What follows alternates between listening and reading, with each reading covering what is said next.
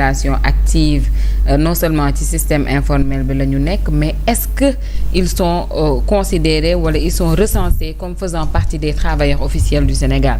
xam nga mbirum droit du travail. benn fête bi dañuy wax fête internationale bu jëm ci wàllum liggéey mais am na ci beneen jàngat bu ko nit ñi di def dañ naan fête internationale de lutte pour les droits des travailleuses et des travailleurs.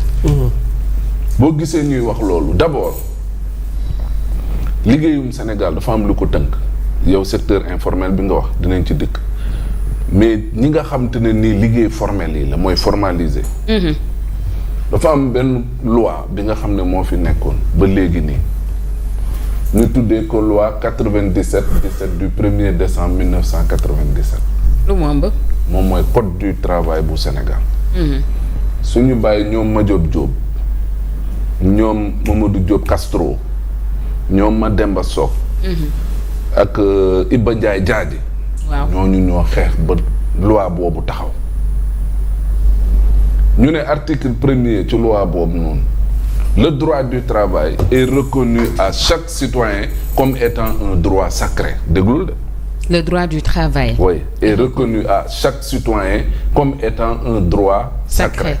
donc lu ñuy wax liggéey dafa sacré. lu mu moom salaire dafa sacré. ñu ne bu weesoo loolu état moo war def nit ñi ñu war a am liggéey benn mooy créer les conditions ak les politiques publiques yu war a tax nit ñi mën a am liggéey. et bu nit ki amee liggéey état da cee war a xar tànk tubéyam pour mu conserver ko. effectivement. ñu dolli ci ne état dafa war a def nit ñi de telle sorte que ñu war a mën a am lu ñu mën a muy qualification à travers ce qu'on appelle la formation professionnelle.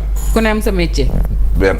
mu dolli si waat ne te loolu buñ koy defit wala di jox nit ñi liggéey bu mu am distinction ci sexe ne kii góor la mbaa di jigéen la bu mu am distinction ci race mu di xeet gi wala bee la bokk xeetu bott gonte googu ne tamit ci wàllum religion amul kii jullit la amul kii catholique la effectivement. mais ce qui se passe au Sénégal mooy les droits des travailleurs pour la plupart dañ koy bafoué.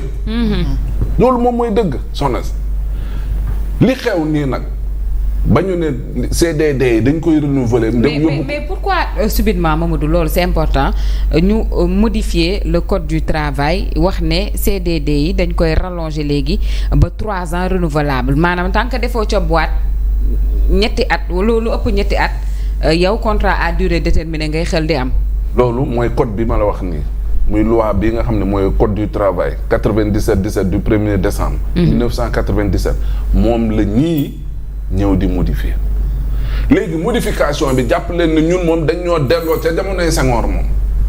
maam da ngay comme ni ñu delloo réew mi ginnaaw noonu nañu delloo waate ak yelleefu liggéeykat ya moom ca jamonoy Senghor. presque ci demi-siècle nañ ñu delloo waat qu'est-ce qui se passe soxna si loi du travail la mu wax moom mooy liggéeykat bi boo koy liggéeyloo dafa am ak ay contrat yoo xam ne moom nañ énumérer mu di prestation mu di CDD mu di CDI nga jógee ci loolu mu ne pour nit ki CDD 2 ans nga mën a jël nit ki dugal ko CDD.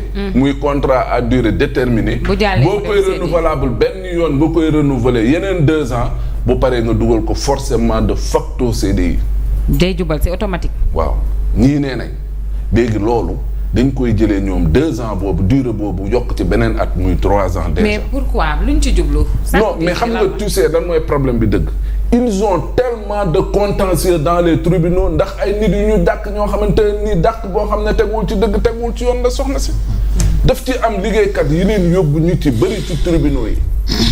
parce que nañ leen dàqee rupture abusive de ces contrats là moom moo indi coow li mais beneen bi xam nga moom mooy lan article L56 bu code du travail bu fi nekkoon dafa ne bu problème amee ci diggante liggéeykat ak ki koy liggéeyloo juge bi moom moo am pour xool ak saytu dommage et intérêt dàmpaay bu amee ñaata nga ko war a dàmp ñoom nee nañ code bu bees bii nee nañ 2 at ngay dàmp nit ki loolu moom mooy juge ba appréciation ba mu doon am dootu ko amat dañuy takki loxo yi ne ko 2 at dii doo ko weesu moom mooy ñi ñu doon fay ay 30 millions 40 millions dootul amati.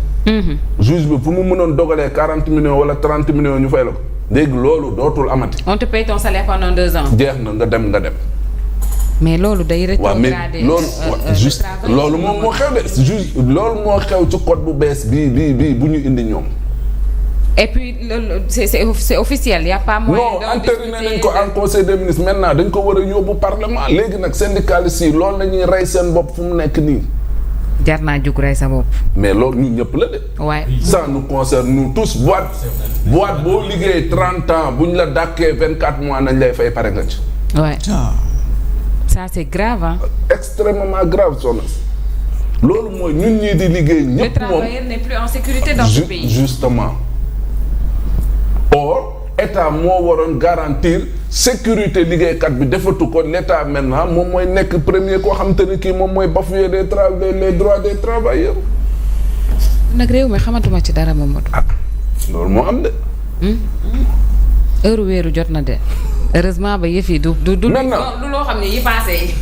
xam nga ñoom nag boo am na ñoo xam ne dañuy jéem a lëndëmal xel. dafa am ce qu'on appelle le code du travail am li nga xam ne moom mooy code des investissements.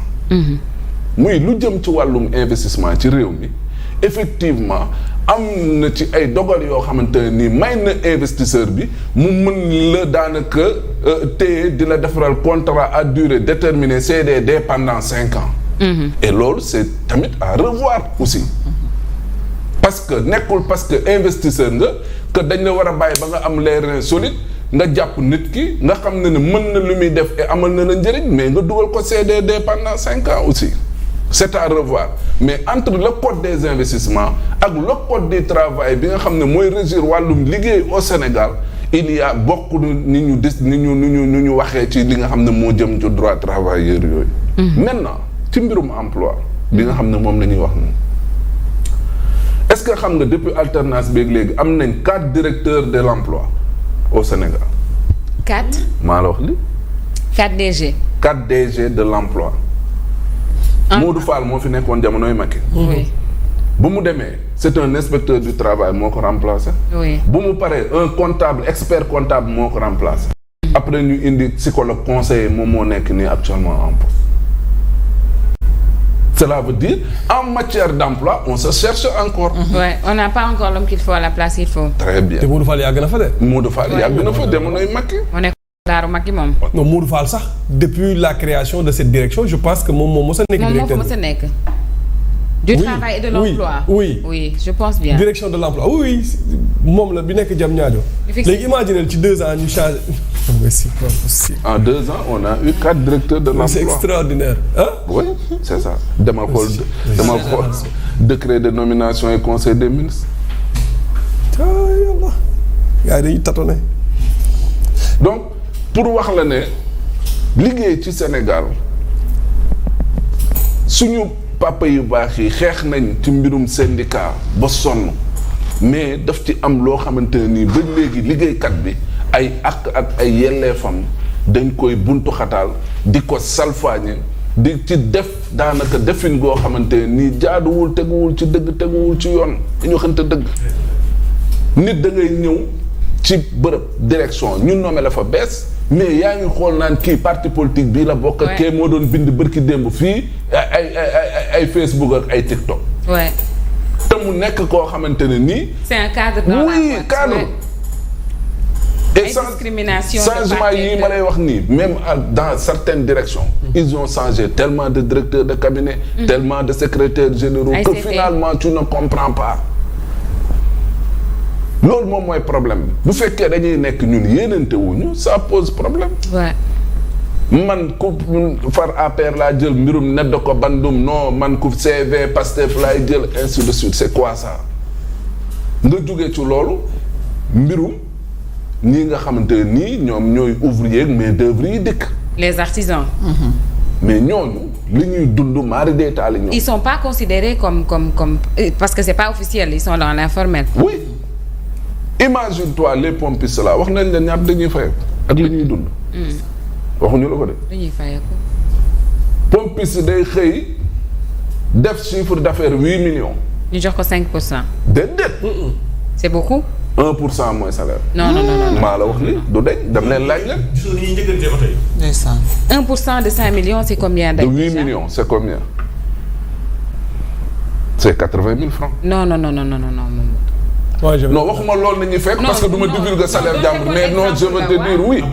par rapport ak seen rendement ak par rapport ak liñ leen di fay. c'est malheureux. demal laaj leen ko. les vigiles là yi nekk ci buntu banque yeeg ñoom seen ñaata la ñuy fay il faut leur demander. Ouais. On te dit il y a une société intermédiaire.